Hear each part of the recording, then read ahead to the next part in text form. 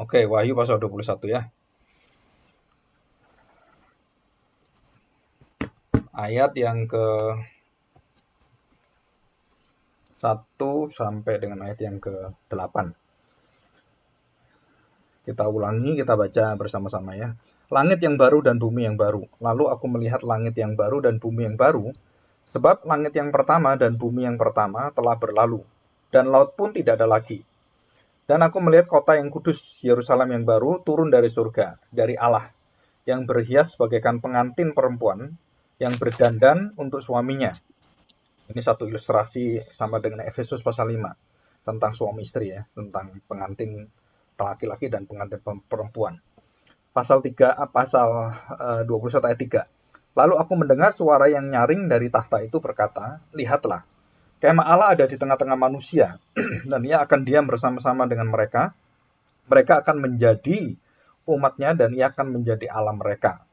Dan ia akan menghapus segala air mata dari mata mereka, dan maut tidak akan ada lagi. Tidak akan ada lagi perkabungan, atau ratap tangis, atau duka cita. Sebab segala sesuatu yang lama itu telah berlalu. Ia yang duduk di atas tahta itu berkata, lihatlah, aku menjadikan segala sesuatu baru. Dan firman-Nya, tuliskanlah, karena segala perkataan ini adalah tepat dan benar. Firman-Nya lagi kepadaku, semuanya telah terjadi, aku adalah Alfa dan Omega, yang awal dan yang akhir. Orang yang haus akan kuberi minum dengan cuma-cuma dari mata air kehidupan. Barang siapa menang, ia akan memperoleh semuanya ini. Ya, barang siapa menang, ia akan memperoleh semuanya ini, dan aku akan menjadi Allahnya, dan ia akan menjadi anakku. Dan ini ditutup sebagai anak dari depan, sebagai hamba-hambanya.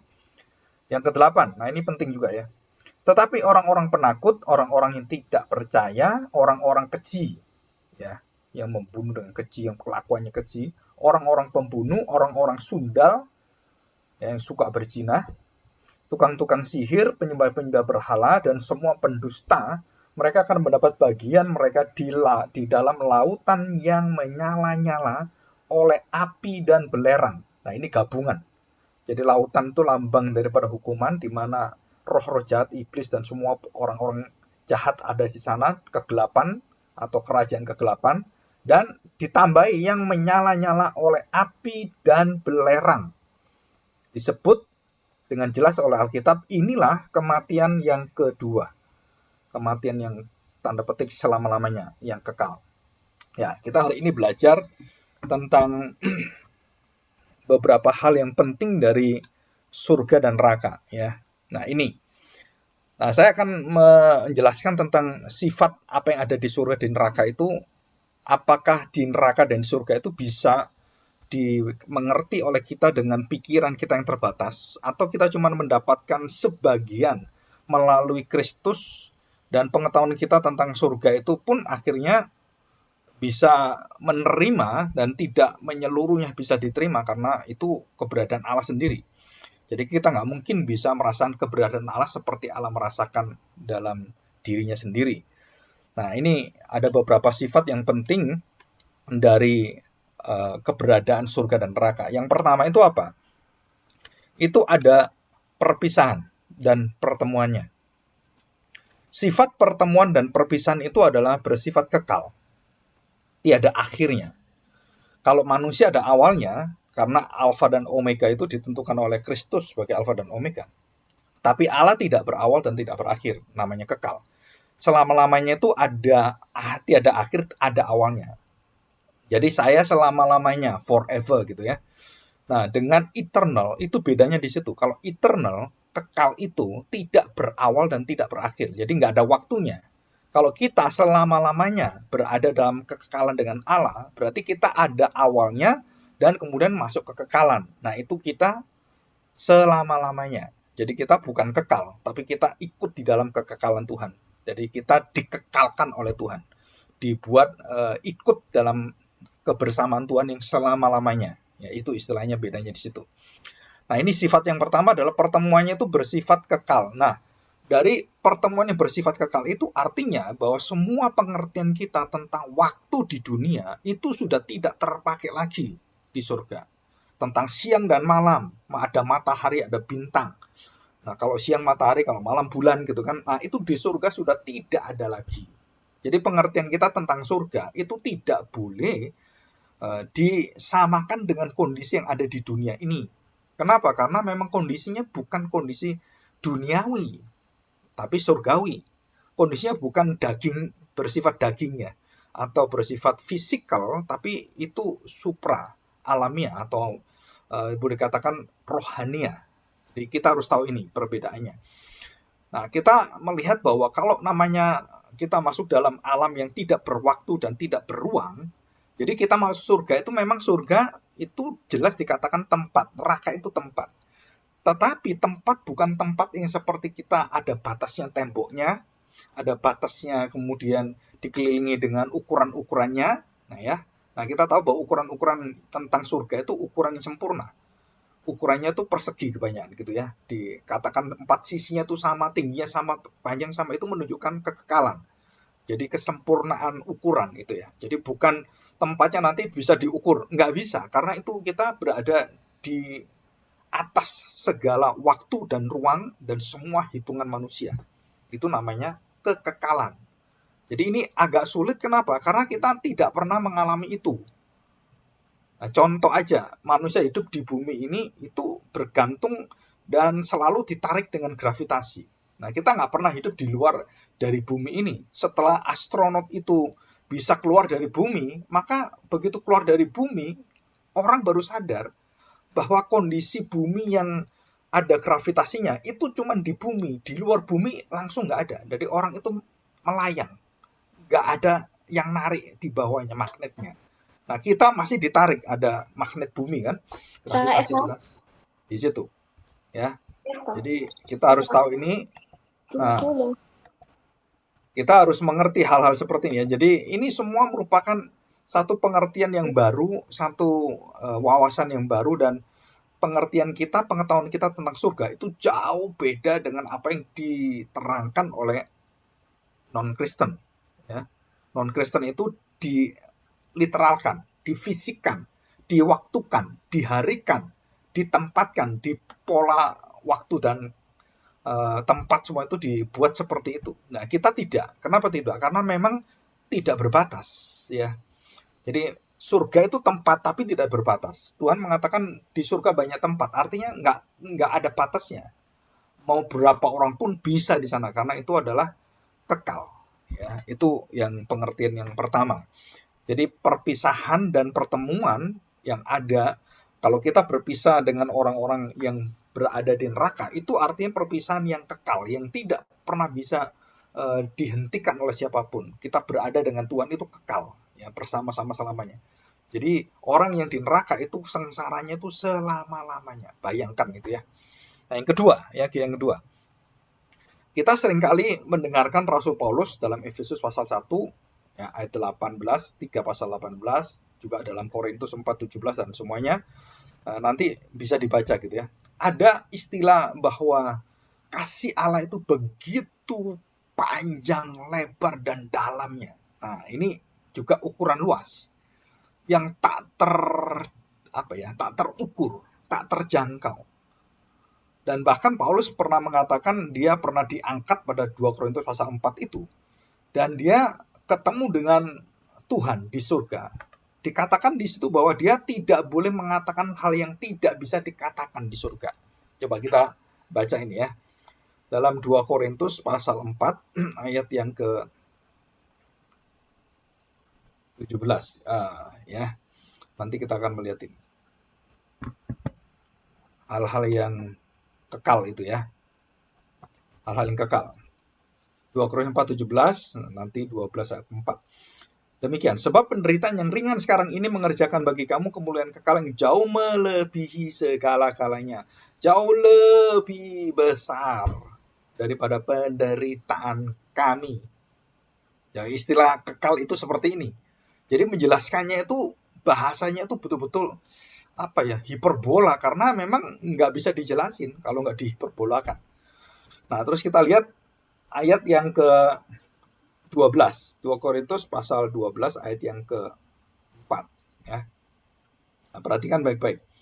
Saya bacakan ayat kedua. Aku tahu tentang seorang Kristen, itu Paulus sendiri ya. Wah, seorang Kristen 14 tahun yang lampau. 14 tahun yang lampau. Dia pernah mengalami ini. Dikatakan entah di dalam tubuh aku tidak tahu, entah di luar tubuh aku tidak tahu. Allah yang mengetahuinya. Orang itu tiba-tiba diangkat ke tingkat yang ketiga di surga. Untuk apa? Ketemu Yesus sendiri. Ayat yang ketiga, aku juga tahu tentang orang itu. Entah di dalam tubuh, entah di luar tubuh, aku tidak tahu. Allah yang mengetahuinya. Coba bayangkan, sampai keberadaan dirinya pun waktu setelah ada di surga, dia tuh nggak bisa ngerti kok bisa ya seperti itu. Nggak bisa dijelaskan. Makanya kalau kita lihat ada orang-orang pernah ke surga ke neraka, itu harus baca ayat ini dulu. Baru kita tahu itu sesat semua. Orang pernah ke surga ke neraka, bolak-balik ke surga ke neraka, ke surga. Itu sesat semua. Kalau ada pendeta ngomong seperti pernah ke surga, pernah ke neraka. Siapa pernah ke surga ke neraka? Kecuali Tuhan Yesus. Nggak ada orang pernah ke surga terus ke neraka. Terus nggak apa-apa terus bisa keliling-keliling ajak kita lagi bertamasya gitu ya. Ayo tour ke sana gitu ya. Mengadakan tour guide gitu. Nah itu adalah ajaran-ajaran yang sangat menyesatkan sekali. Kita nggak peduli yang ngajar siapapun, Alkitab itu jelas sekali. Paulus jelaskan ini. Jadi aku tidak tahu bagaimana kamu bisa tahu jelasin semua hal-hal yang aneh-aneh seperti itu. Ayat 4. Ia tiba-tiba diangkat ke Firdaus. Nah, Firdaus itu adalah surga. Firdaus. Dan ia mendengar kata-kata yang tak terkatakan. Apa Pak kata-kata tak terkatakan? Apa yang kata yang tidak bisa dikatakan? Apa itu? Yaitu namanya kondisi surgawi. Jadi waktu kamu dari surga terus menjelaskan pada orang, oh surga itu seperti ini, begini. Nggak bisa. Kenapa nggak bisa? Nggak bisa dikatakan dengan kata-kata. Gimana mau menjelaskannya? Kata-kata nggak bisa menjelaskannya. Makanya dalam kitab Wahyu semua dijelaskan dengan apa? Dengan ilustrasi gambaran-gambaran semua. Karena nggak mungkin dengan bahasa literal dijelaskan. Namanya bahasa apokaliptis. Lambang simbol. Dan bersifat itu gambaran-gambaran ya. Nah, itu jelas sekali. Dikatakan, aku tidak tahu. Ia tiba-tiba diangkat ke Firdaus dan ia mendengar kata-kata yang tak terkatakan, yang tidak boleh diucapkan manusia. Bayangkan. Jadi Paulus itu nggak berani ngomong tentang kondisi surga. Bagaimana dia, nggak tahu saya.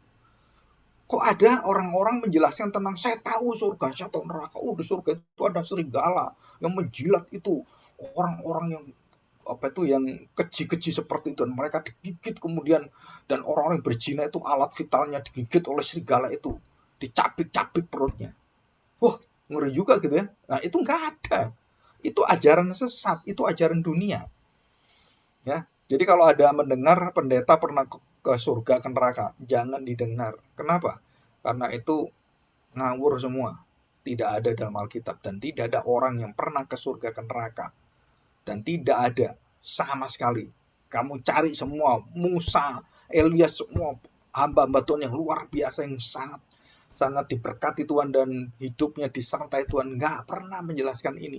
Bahkan Paulus sendiri menjelaskan tentang kondisi surga nggak bisa dijelaskan dengan kata-kata yang tidak bisa dikatakan, yang tak terkatakan, yang tak terbayangkan, yang tak terucapkan, tak terjelaskan, tak terungkapkan, tak tersingkapkan. Dan itulah kondisi surga. Jadi kalau orang tanya surga gimana? Aduh, ya seperti Alkitab katakan aja. Kenapa? Karena aduh, nggak melebihi daripada apa yang kita bisa mengerti gitu. Nah, ini ya, ini yang kedua ya.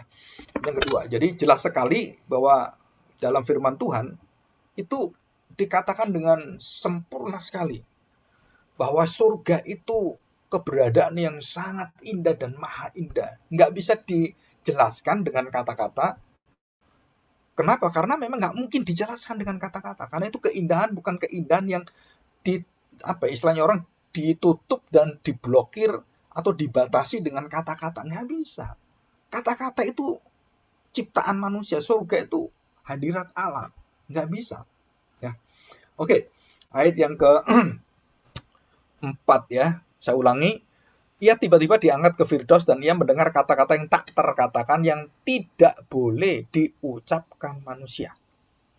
Atas orang itu aku tidak bermegah. Wah, aku kan pernah ke surga, aku mau bermegah gitu. Nah, perhatikan ini. Tetapi atas diriku sendiri aku tidak akan bermegah. Memang siapa saya? Jadi satu sisi dia pernah dibawa ke surga itu, waduh itu kemegahan yang luar biasa, kepingin dia bermegah. Nggak mau dia, nggak boleh. Dan dikatakan aku sendiri, atas diriku sendiri aku tidak akan bermegah selain atas kelemahan-kelemahanku. Luar biasa ini Paulus mengajar kita. Jadi yang kita pamerkan bukan surga begini, bukan. Kelemahan-kelemahan dia, dosa-dosanya dia, bagaimana dia tuh dalam segala pelayanan itu bergantung pada Tuhan dan dia sangat lemah. Dan itu yang dipamerkan. Bukan, wah saya pernah kursus, saya melihat malaikat Jibril, malaikat Mikail, malaikat saya tahu semua. Ada berapa ribu malaikat dan saya lihat. Nggak bisa. Ini kita belajar hari ini tentang pengajaran akhir zaman yang berkaitan dengan semua ini. Kita tahu bahwa begitu banyak pengajaran yang kita dengar bahkan tiap hari, tiap saat, dan di YouTube semua banyak. Itu sangat menyeleweng dari firman Tuhan. Bukan hanya menyeleweng, itu betul-betul melawan seluruh kebenaran yang ada. Ya. Nah, ayat 6. Sebab sekiranya aku tidak bermegah juga, aku bukan orang bodoh lagi. Karena aku mengatakan kebenaran. Tetapi aku menahan diriku. Coba bayangkan. Bermegah di dalam yang sebenarnya aja dia masih menahan diri. Karena dia takut ada kesombongan, kemuliaan diri yang akan merusakkan semuanya. Supaya jangan ada orang yang menghitungkan kepadaku lebih daripada yang mereka lihat padaku. Dan yang mereka dengar daripadaku. Coba bayangkan.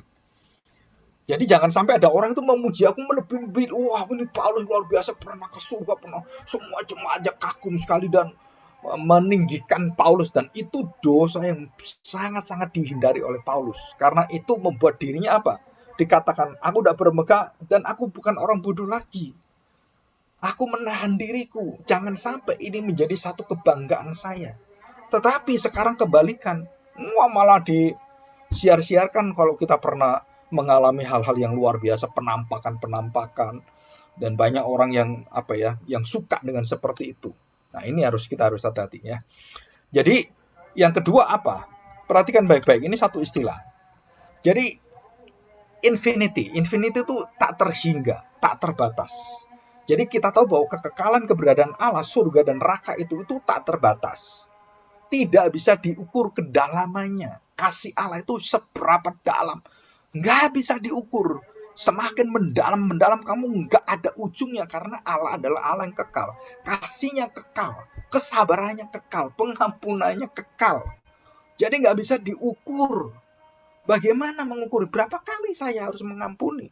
70 kali 7 kali. Lu berapa kali? Ya selama Tuhan ampuni, bukan menurut kamu, tapi menurut Tuhan.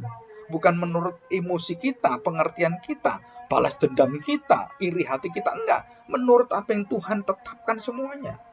Itu semua berasal daripada Tuhan. Kalau kamu diminta mengampuni, ya kamu ampuni. Jangan mikirkan bagaimana dia balik atau enggak.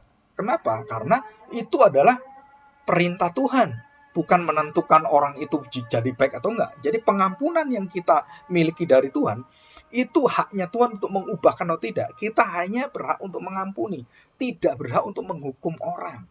Tidak berhak untuk menentukan orang masuk dalam, oh ini kamu orang jahat, kamu orang yang tidak diselamatkan. Itu semua ditentukan oleh Tuhan, bukan kita. Jadi kita melihat bahwa kasih Allah begitu dalam dan dikatakan juga begitu tinggi. Allah yang maha tinggi, kasihnya maha tinggi. Allah yang luas sekali menerima manusia. Begitu kasihnya juga luas sekali menerima manusia. Nah, istilah-istilah ini adalah istilah apa? Istilah surgawi. Jadi kalau saya mengampuni, pengampunan surgawi. Kalau saya mengasihi surgawi. Kalau saya menerima kamu, saya terima jadi saudara saya surgawi. Ini yang kadang-kadang kita belajar, kita lupa ini. Jadi infinity ini, unlimited. Nggak bisa didefinisikan, undefined juga. Nggak bisa diukur, unmeasurable. Nggak bisa istilah orang itu dipatoki gitu, nggak bisa. Semua kita ukur dengan cara kita. Murid-murid Tuhan Yesus juga sama, ingin dia berada di tempat yang terbaik, padahal Tuhan Yesus mengatakan nggak ada orang bisa menempatkan yang terbaik di sisi kiri kananku. Semua itu kehendak Tuhan, kehendak Bapa. Ya, jadi kita belajar ini. Yang ada di surga, semua yang ada di surga, semua yang ada di surga itu tak bisa dijelaskan, diukur, dan nggak bisa, artinya tuh dirangkul, dimiliki semua. Jadi kita di surga itu nggak bisa memiliki surga sepenuhnya. Dalam arti apa? Seperti Allah memiliki surga, kita memiliki surga melalui Kristus. Dan itu pun sudah, aduh, terima kasih sudah. Kenapa? Udah masuk surga itu udah, aduh, nggak kebayang daripada kamu masuk neraka gitu. Ya, nah kita akan masuk yang ketiga. Perhatikan demikian ya, kebahagiaan di surga, kedamaian di surga, dan kesenangan, sukacita, kenyamanan di surga itu adalah nggak bisa kita bayangkan, kita bandingkan dengan yang di dunia ini. Contoh gitu ya, orang bahagia itu apa? Oh, punya istri, suami yang ganteng, yang cantik, kemudian yang kaya, baik hati, beriman pada Tuhan, dan orangnya itu sabar luar biasa. Nah, itu bayangan kita seperti itu. Padahal Alkitab mengatakan, hai suami, takluk. Nah, hai istri, tunduklah pada suamimu. Berarti apa? Karena memang istri itu biasanya nggak tunduk. Hai suami, kasih istrimu seperti tubuh sendiri. Memang suami nggak pernah ngasih istrinya seperti ngasih dirinya sendiri. Jadi Tuhan perintahkan, kenapa? Karena ada dosa. Karena kasih Allah itu tidak bisa dibatasi dengan kelemahan kita. Maka Tuhan perintahkan dengan apa? Dengan satu penjelasan bahwa apa yang ada dalam hidup kita ini, hubungan-hubungan kita, hubungan anak dengan orang tua, suami istri, hubungan dengan saudara, itu semua adalah tidak bisa diukur dengan hubungan secara dunia ini. Semua akan diukur Tuhan dengan hubungan duniawi, surgawi yang di dunia ini. Jadi kalau kita doa Bapa kami, di bumi seperti di surga, bukan dibalik. Di surga seperti di bumi. Doa Bapa kami itu di bumi jadi seperti di surga. Jadi surga itu akan hadir di bumi ini dengan apa? Dengan seluruh sifat Allah yang kita miliki, baik itu kasih, pengampunan, kesabaran, kesenangan, sukacita, terus kemudian penderitaan yang bersama dengan Kristus, itu semua itu adalah satu kebahagiaan yang tak terukur. Jadi Tuhan mengatakan bahwa hubungan Yesus dengan gereja itu seperti suami istri. Kerinduannya, ingin bersatunya itu seperti itu. Baik dari sisi Allah yang kekal, dari sisi kita yang sangat terbatas. Dari sisi Allah yang kekal, sang pengantin itu mengerti kelemahan-kelemahan daripada pengantin perempuan kita semua, gereja Tuhan. Dan dia menerima, dia mengasihi, dia memberikan hidupnya, dia memberikan nyawanya. Supaya apa? Supaya pengantin ini, gereja Tuhan, dianggap sebagai pengantin perempuan itu akan sempurna dimiliki oleh sang laki-laki. Menjadi satu tubuh dengan dia. Satu daging dengan Kristus. Jadi kita ini punya dagingnya daging Kristus, punya darahnya darah Yesus. Waktu kita berjamuan kudus, kita makan roti dan anggur itu melambangkan daging Kristus dan darah Yesus yang ada dalam tubuh kita, yang hidup bersama dengan kita. Dan hubungan itu jauh tak terbayangkan seperti yang kita nikmati hubungan anak dengan bapak, suami dan istri, sampai yang terdalam segala kebaikan, kebahagiaan, kenikmatannya itu nggak terbayangkan di surga. Ini artinya. Nah, garis-garis sifat-sifat surgawi ini, the nature of heaven ini dan hell ini, itu harus dimiliki karena ini semua merupakan sifat natur daripada Allah sendiri. Jadi bukan dibuat-buat oleh kita. Surga itu adalah sesuatu yang kekal. Jadi bukan seperti yang kita pikirkan dengan kesementaraan, keterbatasan, dan banyak hal yang lain. Atau kita lihat banyak orang menceritakan tentang, oh di surga ada bayi-bayi yang terbang, pakai sayap seperti malaikat itu. Saudara, itu tidak ada di surga. Itu semua pengertian gereja-gereja yang salah. Oh di surga ada anak kecil. Di surga itu kita tubuh sempurna manusia. Jadi anak-anak kecil yang lahir yang keguguran karena macam-macam, karena kecelakaan, karena apapun, itu waktu di surga dia tubuhnya itu sempurna, manusia sempurna. Jadi kalau saya nanti ketemu adik saya yang waktu kecil itu digugurkan waktu 1 bulan karena ada masalah kandungan dari mama saya, ibu saya gitu kan, terus digugurkan oleh dokter. Nah, yang masih kecil yang daging cuman berapa, nggak sampai sekilo itu akan jadi manusia yang utuh di surga. Jadi nggak daging doang gini lucu kan? Nggak. Seperti Adam diciptakan, demikianlah kita akan diciptakan baru, dilahirkan baru oleh Tuhan. Nah ini Ya. Nah, sekarang kita lihat yang keempat. Empat ya. Nah, keempat ini kita baca dalam Lukas pasal 16. Ya, Lukas pasal 16. Ya. Lukas pasal 16. Nah, kita lihat tentang perumpamaan Lazarus dan orang yang kaya. Ya, ada satu ini sebenarnya ini satu ilustrasi yang sangat luar biasa Tuhan Yesus katakan. Walaupun perumpamaan tidak bisa diliteralkan, tetapi ada beberapa bagian yang penting tentang sifat surga dan neraka dan bagaimana peranan Tuhan di dalam memisahkan surga dan neraka dan hubungan surga dan neraka yang tidak bisa dilewati. Makanya kada orang mengatakan saya pernah ke surga pernah neraka, nggak mungkin, saudara, nggak mungkin. Malaikat pun nggak bisa ke neraka. Yang bisa ke neraka itu hanya Tuhan Yesus. Ya, yang bisa ke neraka itu malaikat-malaikat yang masuk neraka, orang-orang masuk neraka. Dan yang di neraka nggak bisa ke surga. Ke surga nggak bisa ke neraka. Dan itu sudah ditutup oleh Tuhan bagian itu. Ya, perhatikan ini. Ya, ayat yang ke 22. Kemudian matilah orang miskin itu lalu dibawa oleh malaikat-malaikat ke pangkuan Abraham. Orang miskin gitu ya. Tetapi orang kaya tidak dibawa oleh malaikat-malaikat dan tidak dibawa ke pangkuan Bapak Abraham. Kenapa? Karena itu melambangkan Firdaus, melambangkan surga. Jadi bukan Abraham terus punya pupu mangku orang-orang itu. Bukan, itu satu gambaran, satu ilustrasi. Pangkuan Abraham itu, pangkuan Bapak Abraham itu adalah surga artinya. Jadi bukan di pangku, di pupunya Bapak Abraham. Bukan, saudara. Ya. Jadi kita harus tahu ini adalah bahasa kiasan. Dan perhatikan juga, ayat 23, Lukas 16 ayat 23, orang kaya itu juga mati lalu dikubur, nggak dibawa malaikat.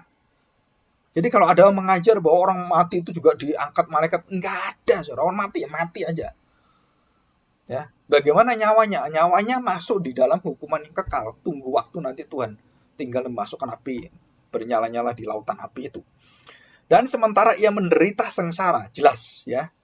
Jadi orang-orang jahat, orang-orang kegelapan, setan-setan semua itu begitu mereka dihentikan Tuhan dan mati, khususnya manusia yang jahat itu, dia masuk di dalam kesengsaraan penderitaan. Itu, ya. Dan perhatikan, ia memandang ke atas. Jadi neraka di mana? Di bawah. Upper and lower. Nah, ini ada penjelasan di dalam Gehenna nanti ya. Nah, perhatikan baik-baik. Orang kaya juga mati, terus dia melihat ke atas. Dan dari jauh dilihatnya Abraham dan Lazarus duduk di pangkuannya.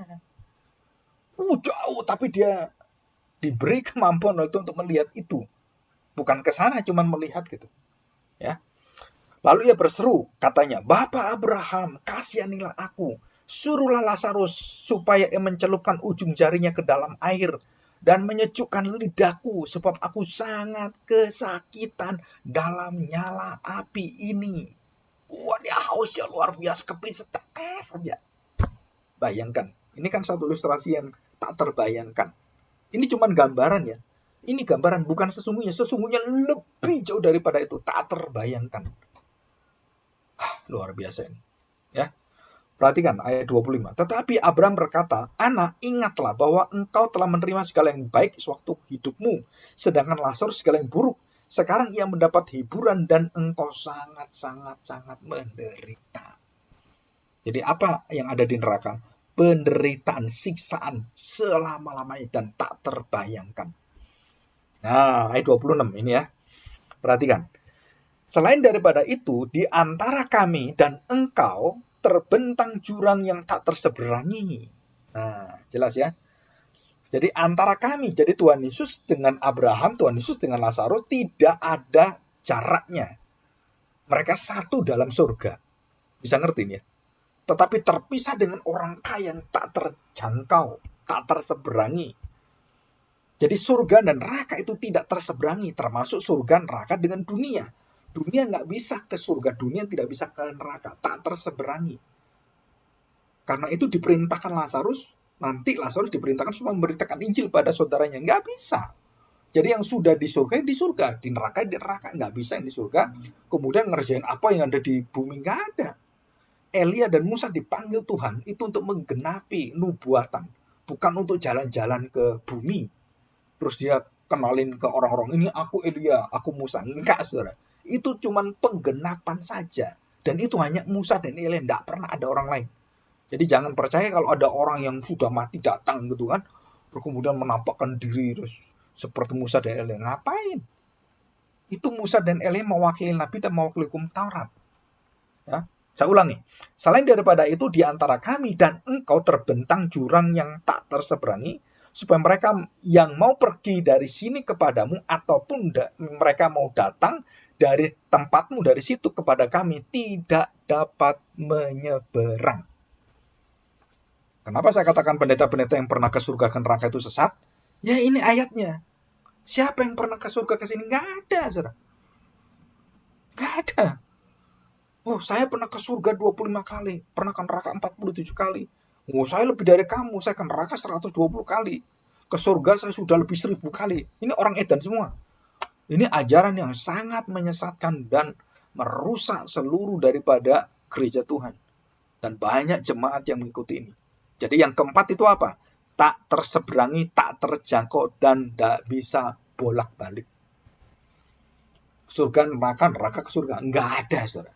Enggak ada orang dari neraka ke surga, dari surga ke neraka. Enggak ada. Itu ajaran hamba-hamba Tuhan, pendeta-pendeta, penginjil-penginjil yang sangat menyesatkan. Dan jangan dengarkan mereka, saudara. Ini penyesatan yang luar biasa. Penjelasan tentang surga dan neraka yang paling benar, tepat, dan sempurna itu hanya dikatakan Tuhan Yesus. Dan lebih dari itu semua dari setan semua. Dan bahaya sekali. Ya. Jadi surga ke neraka, neraka ke surga. Itu ada jurangnya, ada pemisahnya. Dan tidak ada satu orang yang bisa melewati ini. Ya, kecuali Tuhan Yesus yang pernah menaklukkan neraka. Manusia yang tidak berdosa. Perhatikan. Manusia yang tidak berdosa bisa masuk ke neraka dan mengalahkan maut. Dan dia datang ke sana. Dan dia memberitakan Injil kepada orang-orang yang mati yang pada zaman perjanjian lama sebelum Yesus. Dia memproklamirkan bahwa dia adalah juru selamat. Dan dia mengatakan, aku akan menghukum kepada orang-orang yang di lower, menderita semuanya. Aku menang atas dosa dan maut. Dan semua orang percayaku dengan imannya dalam perjanjian lama. Semua orang percaya Mesias yang dinubuatkan. Mereka semua diangkat dan diberitahu Tuhan kemenangannya. Dan yang menderita, yang menolak dia, semua dibinasakan. Ya. Dan itu jelas sekali. Oke. Nah, kita lihat Efesus pasal 1. Efesus pasal 1 ayat 18. Dan supaya menjadikan mata hatimu terang, agar kamu mengerti pengharapan yang terkandung dalam panggilanmu. Dalam panggilannya ya. Betapa kayanya kemuliaan bagian yang ditentukannya bagi orang-orang kudus. Ayat 19. Dan betapa hebat kuasanya yang percaya sesuai dengan kekuatan kuasanya yang dikerjakannya di dalam Kristus dengan membangkitkan dia dari antara orang mati dan mendudukkan dia di sebelah kanannya di surga. Betapa hebatnya dikatakan nih, betapa kayanya, betapa. Ungkapan apa? Keindahan surga yang kekal itu. Hubungan yang sangat sempurna, yang maha sempurna itu. Keindahannya itu maha indah itu nggak bisa dijelaskan. Betapa kayanya, betapa dalamnya, betapa indahnya.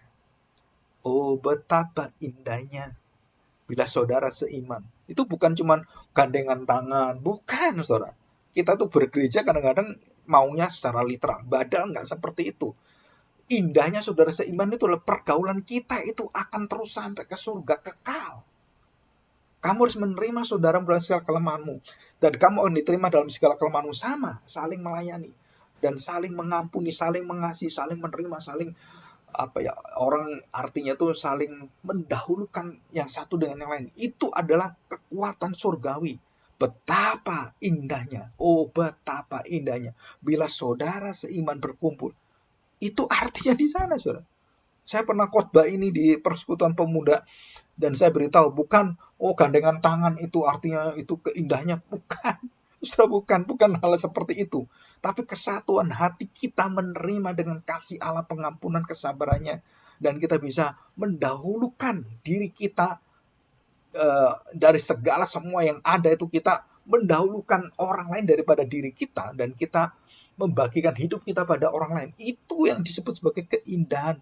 Betapa indahnya jika Semua orang percaya dalam gereja Tuhan, Kisah Para Rasul pasal 2 dan pasal 4, mereka membagi-bagikan, tidak ada di antara mereka yang kekurangan. Nggak ada sama sekali.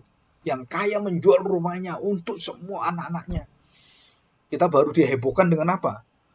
Akiditio, ya, pengusaha Chinese Tionghoa, memberikan 2 triliun. Bayangkan, saudara. Nggak pernah ada konglomerat yang ngasih 2 triliun, walaupun uangnya ratusan triliun. Coba bayangkan. Dan coba kita bayangkan hal seperti itu aja membuat kita kagum gitu. Apa yang Tuhan Yesus bagikan pada kita? Melebihi daripada itu seperti setetes air di laut. Yesus mati bagimu. Betapa berharganya darah Yesus.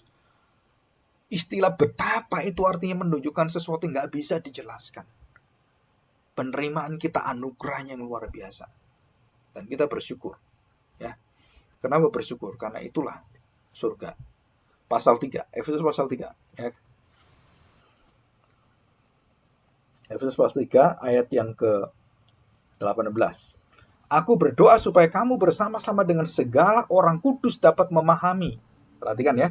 Betapa lebarnya, panjangnya, dan tingginya, dan dalamnya kasih Kristus. Coba, 4 lebar, panjang, tinggi, dalam. Ditambah dalam.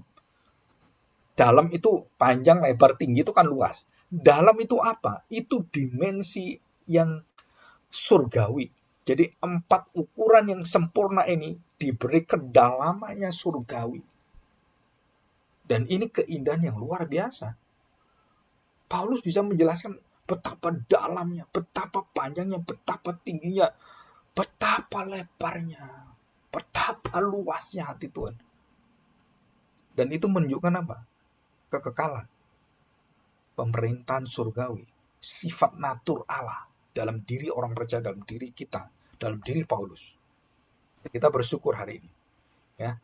Besok kita akan menerima penjelasan tentang Gehenna. Ya, hari Sabtu itu, besok pagi, saya akan menjelaskan. Dan hari ini kita cukup untuk mengerti tentang hal-hal yang bersifat karakteristik surga dan neraka, yang ada paduannya, ada kesamaannya, dan ada bedanya. Ya, nah kita lihat ini ya. Sekarang kita lihat. Nah ini, ya, apa yang ada di surga dan apa yang tidak ada di surga. Apa yang ada di neraka tidak ada di neraka. Jadi kalau kita mau bahasanya mudahnya begini, yang ada di surga tidak ada di neraka. Yang ada di neraka tidak pernah ada di surga. Ya, jadi nggak pernah yang pernah di surga terus di neraka, nggak ada, saudara. Jadi kalau orang mengatakan saya pernah ke surga, saya pernah neraka, nggak ada, saudara. Itu terpisah dan berlawanan. Nggak mungkin di sini bisa di sini bisa di sini, nggak mungkin. Mulai hadiratnya, keberadaannya nggak bisa bercampur, sudah dipisah oleh Tuhan. Dan tidak ada satu orang yang bisa ke sini. Itu melawan semua firman Tuhan. Nah, perhatikan, yang ada di surga, langit dan bumi yang baru. Ya, langit dan bumi yang baru. Di neraka tidak ada. Dan di surga tidak ada hukuman lautan api menyala-nyala, tidak ada. Tapi di neraka hukuman itu ada. Kota kudus Yerusalem yang ada di surga itu apa? Lautan kematian kekekalan yang ada di sana. Dan perhatikan baik-baik, kota kudus Yerusalem dengan perempuan sebagai pengantin menunjukkan pesta. Di sana tidak ada pesta. Di sana yang ada adalah perkabungan dan kematian. Teriakan yang luar biasa. Di surga, semua hidup orang percaya itu tidak membutuhkan yang lain kecuali kemuliaan terang Tuhan. Jadi matahari, bulan, dan bintang tidak ada. Dan apa yang terjadi? Di neraka, saudara, tidak ada hadirat itu. Mereka di dalam kegelapan yang gelapnya gelap. Itu kengerian yang paling ngeri yang nggak bisa dijelaskan lagi. Keterpisahan dari Allah. Ya. Yang kelima, di surga tidak ada air mata penderitaan yang akan membawa dalam maut itu. Termasuk di dalam perkabungan, kesakitan, sakit penyakit dan semuanya. Itu tidak ada di surga. Yang ada adalah kekuatan, kesejahteraan, damai, dan tanda petik sehat yang bukan dalam arti dalam dunia ini. Sehatnya adalah sempurna dalam tubuh Kristus. Dan tidak ada sakit penyakit dan semua kematian. Jadi kecenderungan kerusakan sel pun nggak ada. Jadi kita hidup di sana, nggak perlu lagi kita capek. Kecapean pun nggak ada, saudara. Ya, masih ingat Yesaya? Berlari tiada lelah. Dan kita tahu, lutut tidak akan goyah. Nah, itu di surga. Itu suasana surga. Nggak ada kelelahan, nggak ada goyangan lutut. Dan yang seperti Mazmur 1, dan juga beberapa ilustrasi dari Yeremia dan Yesaya, pohon kehidupan itu selalu hijau, nggak pernah kering dan jadi coklat, nggak pernah. Dan tumbuhnya, pohonnya itu selalu berbuah berlimpah-limpah, nggak pernah mandul. Berbuah, bukan hanya berbuah, enak, nikmat, dan berlimpah-limpah. Dan ini suasana apa? Suasana surgawi semua. Ya, jadi tidak ada air mata. Yang di neraka apa? Air matanya nggak berhenti, tangisan, raungan, kesakitan, dan semuanya di sana. Kita menerima wajah Tuhan yang tersenyum di surga dengan satu perkenan, karena Bapa mengasihi anak dan anak memberikan nyawanya pada kita. Kita pun dikasih Bapa oleh karena anaknya. Kita semua diterima sebagai anak-anaknya semua, anak angkat gitu ya. Bukan anak sejati, anak sulung, anak tunggal, enggak. Ini anak-anak yang bersama dengan anak yang tunggal. Jadi pergabungan rasa sakit dan kemudian apa yang ada. Jadi kita akan melihat, kita akan menyapa Bapak kita, Bapak surgawi, Bapak yang benar, Bapak yang tidak pernah berdusta. Di neraka yang ada apa? Bapak pembohong. Kamu dibohongi semua dan kamu tetap percaya sampai masuk neraka. Dan kamu nggak bisa berubah. Jadi di neraka engkau mengakui Tuhan Allahmu Tuhan, Yesus Tuhan. Iya, tetapi kamu nggak berubah. Di stop oleh Tuhan. Tidak diberi hati untuk berubah, bertobat. Nggak ada, sudah selesai. Karena di dunia kamu sudah menolak dia. Dan yang terakhir, kita melihat bahwa ada satu persekutuan kembali, ikatan kembali, reunited. Ya. Dan yang ketujuh, saudara, kita hanya mendengar kata-kata firman Allah. Dan di luar daripada kekudusan Tuhan, kebenaran keadilan Tuhan, kita tidak pernah akan melihat kata-kata yang sia-sia. Nah, ini dituliskan oleh siapa? Tentang kata-kata yang bijak, yang hikmat, itu Salomo tuliskan ini. Dan dia mengatakan apa yang dia mengerti tentang firman Tuhan yang dia kemudian uraikan. Dia mengatakan kalimat dalam kitab pengkhotbah yang dia tulis, semua dia katakan hikmat manusia sia-sia menuju sia-sia, berakhir dengan sia-sia. Di surga, Matius 5:17, sampai langit dan bumi ini akan lenyap, Taurat itu tidak akan dihapuskan. Saudara perhatikan. Jadi Taurat itu akan sempurna di dalam Kristus. Jadi kita akan melihat firman yang sempurna, Taurat yang sempurna. Bukan Taurat tidak berlaku lagi, kemudian dibuang Tuhan. Salah. Banyak orang mengatakan Taurat sudah selesai, nggak bisa. Loh, Taurat itu ya kasih Allah. Ringkasan hukum Taurat itu ya hukum kasih. Tapi siapa yang bisa menjalankan itu? Hanya Kristus. Jadi kesempurnaan Taurat itu akan kita lihat. Tetapi hikmat manusia, kesia-siaan kita lihat semua di lautan api yang menyala di sana. Betapa bodohnya manusia yang berhikmat di hadapan Tuhan. Dan betapa berhikmatnya orang-orang bodoh di hadapan Tuhan. Ya. Jadi itu adalah kesempurnaan. Jadi kita menerima kesempurnaan Kristus di surga. Dan kita menerima kesempurnaan Bapak pembohong kita di surga. Wajah Bapak pembohong yang penuh dengan penderitaan maut seperti kita menerima wajah Bapak surgawi yang penuh dengan senyuman, dan kita akan bersatu dengan Kristus dan bersatu dengan Bapa dan Roh Tuhan, Roh Kudus. Ya. Kemudian yang terakhir itu kita akan mewarisi janji-janji Allah. Dan di sana, saudara, mewarisi semua kutukan-kutukan Tuhan. Dan kita akan meminum dari air kehidupan, dari pohon kehidupan yang akan membuat kita merasakan satu sukacita, satu kemenangan, dan kembali ke Taman Firdaus. Ingat ya, jadi kita akan kembali ke Firdaus. Kenapa dikatakan Firdaus? Kamu dengan aku akan bersama aku di Firdaus, kepada penjat sebelah Tuhan Yesus. Masih ingat kan? Kenapa Tuhan dikatakan Firdaus? Karena kita akan kembali ke Firdaus yang kekal, yang sempurna, yang tiada dosa. Dan itulah kota Yerusalem, ada tamannya, ada kotanya, ada pemerintahnya, dan semuanya sempurna sekali. Dan itu adalah gambaran tentang surga. Begitu lengkap. Ya, kita bersyukur hari ini. Mari kita berdoa, kita mohon pertolongan Tuhan. Bapa surgawi, kami bersyukur hari ini. Kami mohon biarlah Engkau mengingatkan kami bahwa surga khususnya yang kami menginginkan berdiam bersama Engkau, sungguh tak terbayangkan keindahannya, tak terkatakan.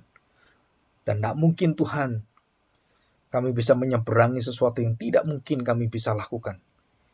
Kami melihat bulan, kami tidak mungkin ke sana. Kami melihat matahari, lebih tidak mungkin lagi. Kami melihat seluruh jagat semesta ini. Aduh Tuhan, sungguh betapa hebatnya Engkau. Waktu kami jatuh dalam dosa, betapa jatuhnya kami sedalam-dalamnya. Dan situlah kasih Allah begitu dalam dan sedalam di mana paling dalam dosa kami. Kasih Tuhan tidak akan mengalami kesusahan untuk menjangkau kami. Karena kasih-Mu menutupi seluruh daripada dosa-dosa kami. Kami bersyukur Tuhan. Tanpa kasih Kristus yang kekal, tanpa penderitaan dan kematiannya, dan dijamin dengan kebangkitannya, maka tidak ada satu orang pun yang bisa memasuki hidup yang bahagia di surga.